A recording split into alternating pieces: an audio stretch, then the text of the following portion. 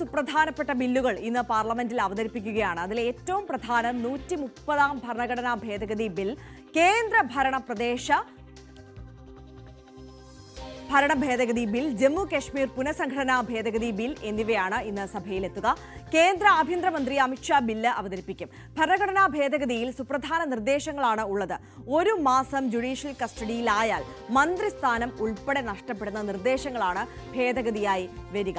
MG Mithun കൂടുതൽ വിവരങ്ങളുമായി നമുക്കൊപ്പം വീണ്ടും ചേരുകയാണ്. മിഥുൻ, ഇതിലെ ഏറ്റവും സുപ്രധാനപ്പെട്ട ബില്ലായി നമ്മൾ കണക്കാക്കേണ്ട ഒന്ന് എന്ന് പറയുന്നത് ഈ 5 വർഷത്തോളം ശിക്ഷ ലഭിക്കാവുന്ന കുറ്റത്തിൽ ജുഡീഷ്യൽ കസ്റ്റഡിയിലാവുകയാണെന്നുണ്ടെങ്കിൽ, 30 ദിവസത്തിലധികം കസ്റ്റഡിയിലാവുകയാണെന്നുണ്ടെങ്കിൽ പ്രധാനമന്ത്രി ആയിക്കോട്ടെ, മുഖ്യമന്ത്രി ആയിക്കോട്ടെ, മറ്റു മന്ത്രിമാരായിക്കോട്ടെ, അവരുടെ പദവി തെറിപ്പിക്കുന്ന തരത്തിൽ, അത് സാധ്യമാക്കുന്ന തരത്തിലുള്ള ഒരു ബില്ലിലേക്ക് എത്തുകയാണ്. പക്ഷേ അവിടെയും ചില ഭേദഗതികൾ അതിലുണ്ട്. എങ്ങനെയാണ് വിശദാംശം?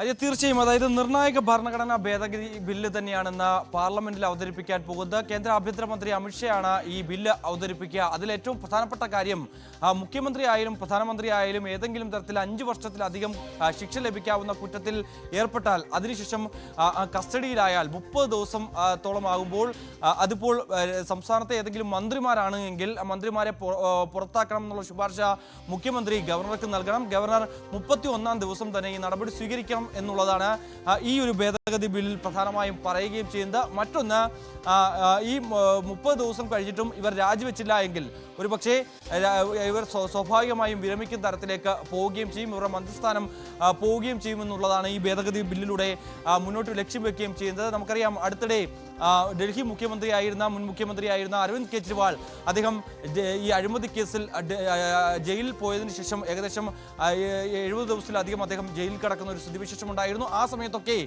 മുഖ്യമന്ത്രി സ്ഥാനം ഒഴിയാൻ അദ്ദേഹം തയ്യാറായില്ലായിരുന്നു. ഇതൊക്കെ മുന്നിൽ കണ്ടുകൊണ്ട് തന്നെയാണ് ഇത്തരത്തിലൊരു നീക്കം ഇപ്പോൾ കേന്ദ്ര സർക്കാരിന്റെ ഭാഗത്ത് നിന്ന് ഉണ്ടാകുന്നത് എന്നുള്ളത് തന്നെയാണ്. പല സംസ്ഥാനങ്ങളിലും ഇതേ രീതിയിൽ തന്നെ മന്ത്രിമാരടക്കം ജയിലിൽ കഴിയുന്ന സ്ഥിതിവിശേഷം ഉണ്ടായിരുന്നു. അടുത്തിടെ തമിഴ്നാട്ടിൽ പോലും മന്ത്രിമാർ ഇതേ രീതിയിൽ ജയിലിൽ കഴിയുന്ന സ്ഥിതിവിശേഷമുണ്ടായിരുന്നു. പക്ഷേ ആ കാലയളവിൽ ഒന്നും തന്നെ ഇവർ മന്ത്രിസ്ഥാനം രാജിവെക്കാൻ തയ്യാറായിരുന്നില്ല എന്നുള്ളതാണ്. ആ മന്ത്രി സ്ഥാനത്ത് തുടർന്നുകൊണ്ട് ജയിലിൽ കിടന്നുകൊണ്ട് തന്നെ ഈ വകുപ്പ് കൈകാര്യം ചെയ്യുന്ന ഒരു നടപടി സ്വീകരിക്കുകയും ചെയ്യുന്നു. ഇതൊക്കെ ഒഴിവാക്കുന്നതിന് വേണ്ടി, അല്ലെങ്കിൽ ഇതെല്ലാം മുന്നിൽ കണ്ടുകൊണ്ട്, ഇതെല്ലാം ലക്ഷ്യം വെച്ചുകൊണ്ട് തന്നെയാണ് കേന്ദ്ര സർക്കാരിന്റെ ഭാഗത്തു നിന്ന് ഇത്തരത്തിലുള്ളൊരു നടപടി വരികയും ചെയ്തിരിക്കുന്നത് എന്നുള്ളത് തന്നെയാണ്. മറ്റൊരു ചില പ്രധാനപ്പെട്ട കാര്യം എന്ന് പറയുന്നത്, ഈ മന്ത്രിമാർക്ക് ശുപാർശ ചെയ്യേണ്ടത്, അതായത് ഗവർണർമാർ ഇക്കാര്യത്തിൽ നടപടി സ്വീകരിക്കണം എന്നുള്ള ലക്ഷ്യം സംസ്ഥാന സർക്കാരിന്റെ ഭാഗത്തുനിന്നുണ്ട് എന്നുള്ളതാണ്. മറ്റൊന്ന്, പ്രധാനമന്ത്രിക്ക് ഈ തരത്തിൽ കുറ്റത്തിലേർപ്പെട്ട 30 ദിവസം ജുഡീഷ്യൽ കസ്റ്റഡിയിൽ വരുമ്പോൾ, അതിനുശേഷം 31-ാം ദിവസത്തിലേക്ക് വരുമ്പോൾ തന്നെ സ്വാഭാവികമായും പ്രധാനമന്ത്രി സ്ഥാനം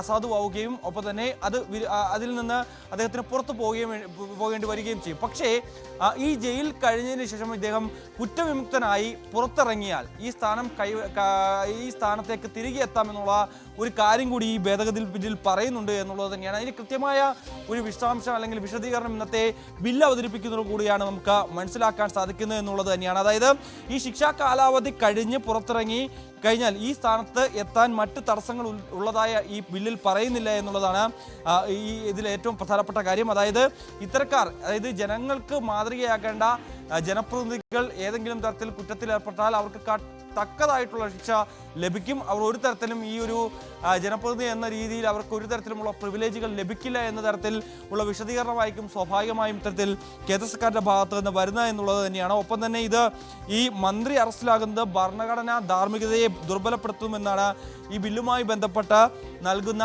മറ്റൊരു വിശദീകരണം എന്നുള്ളത് തന്നെയാണ്. എന്തായാലും ഇതിന്റെ സുപ്രധാനമായിട്ടുള്ള മറ്റ് ഏതൊക്കെ ഭേദഗതികളുണ്ട് എന്നടക്കമുള്ള കാര്യങ്ങൾ ഈ ബില്ല് അവതരിക്കുമ്പോൾ മാത്രമാണ് നമുക്ക് ലഭ്യമാകുക. എന്തായാലും ഉച്ചയോടുകൂടി ഈ ഒരു ബില്ല് സഭയ്ക്ക് മുന്നിലേക്ക് വരുമെന്നുള്ളത് തന്നെയാണ്.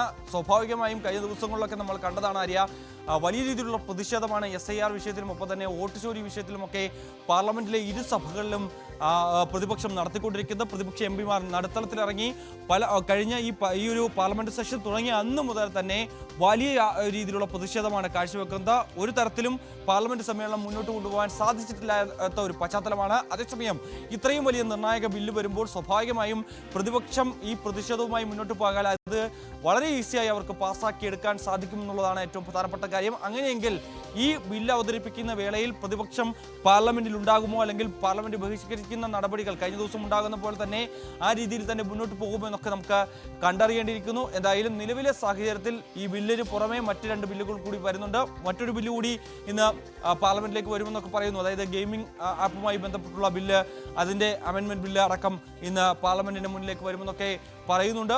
അങ്ങനെയെങ്കിൽ 4 ബില്ലുകളായിരിക്കും ഇന്ന് പാർലമെന്റിന് മുന്നിലേക്ക് വരിക. നാളെയാണ് ഈ ഒരു സെഷൻ, പാർലമെന്റ് ഈ സെഷൻ അവസാനിക്കാൻ പോകുന്നത്. അതിനു മുമ്പ് തന്നെ സുപ്രധാനമായിട്ടുള്ള ബില്ലുകളെല്ലാം തന്നെ പാസ്സാക്കി മുന്നോട്ട് പോകാൻ തന്നെയാണ് കേന്ദ്ര സർക്കാരിന്റെ തീരുമാനം. ഇക്കാര്യത്തിലൊക്കെ എന്ത് നിലപാടായിരിക്കും പ്രതിപക്ഷം സ്വീകരിക്കാൻ പോകുക? അതോ ഈ ബില്ലിനെ എതിർക്കാൻ തന്നെയാണോ? സ്വാഭാവികമായും എതിർക്കുമെന്നുള്ള കാര്യത്തിൽ സംശയമില്ല. പക്ഷേ ഏതൊക്കെ കാര്യങ്ങളിലായിരിക്കും വിയോജിപ്പ് രേഖപ്പെടുത്തുക എന്നുള്ളതാണ് ഇനി അറിയേണ്ടിയിരിക്കുന്നത്. തീർച്ചയായും MG മിഥുനാണ് വിശദാംശങ്ങളുമായി ചേർന്നത്. എന്തായാലും വർഷകാല സമ്മേളനത്തിന്റെ അവസാന മണിക്കൂറുകളിൽ നിർണായകമായ ബില്ലുകളാണ് ഇന്ന് പാർലമെന്റിൽ എത്തുക. അതിലേറ്റവും പ്രധാനം ഈ അകത്താകുന്ന മന്ത്രിമാരെ പുറത്താക്കാനുള്ള നിർണായകമായ ഭേദഗതി ഉണ്ടാകുന്നു എന്നുള്ളതാണ്. പക്ഷെ അപ്പോഴും അവിടെ ചില ഇളവുകൾ വരുന്നുണ്ട്. അതായത് 30 ദിവസത്തിലകം 30 ദിവസത്തിൽ കൂടുതൽ ഈ ജുഡീഷ്യൽ കസ്റ്റഡിയിലാകുന്ന മന്ത്രിമാരെ പുറത്താക്കാൻ ഭേദഗതി ഈ ബില്ലിലൂടെ ചെയ്യുന്നുണ്ടെങ്കിൽ പോലും അതിനുശേഷം അവർ പുറത്തിറങ്ങുമ്പോൾ വീണ്ടും ആ പദവിയിലേക്ക് എത്താൻ കഴിയും എന്നതുകൂടി അതിൽ പറഞ്ഞു വെക്കുന്നുണ്ട്. എന്തായാലും അത് കൂടുതൽ വിശദമാക്കുന്നത് ഇന്ന് പാർലമെന്റിലായിരിക്കും. അപ്പോൾ നമുക്ക് വരും മണിക്കൂറുകളിൽ അതുമായി ബന്ധപ്പെട്ട കൂടുതൽ വിശദാംശങ്ങൾ കണ്ടറിയാം.